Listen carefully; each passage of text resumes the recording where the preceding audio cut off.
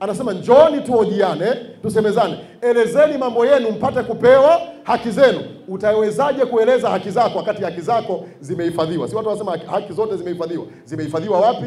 Kwenye kitabu kinaitwa Biblia. Kama neno unapata dakika 15, dakika 20, usitegemee mahali hapo kukuta watu ambao ni waombaji. Biblia inasema hivi, neno langu likikaa ndani yenu, mimi nikikaa ndani yenu na neno langu likikaa ndani yenu, ombeni neno lolote mtapewa. Ombeni neno likikaa ndani, utakapokuwa unaomba, utakuwa unaomba neno, hautakuwa unaomba maneno yako. Kwa sababu gani? Kwa sababu neno limekaa ndani.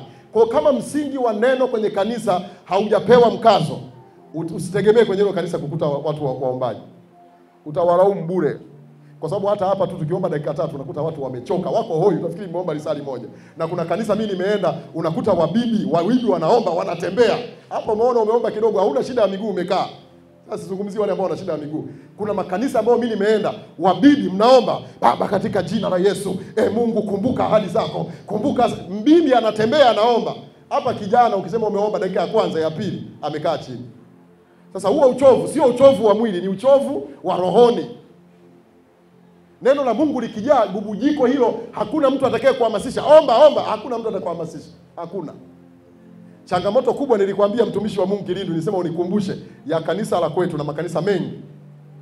Na uamsho utachelewa kuja kwa sababu neno halijapewa kipaumbele. Na usipolipa kipaumbele neno, haujampa kipaumbele Mungu, kwa sababu neno ni Mungu mwenyewe.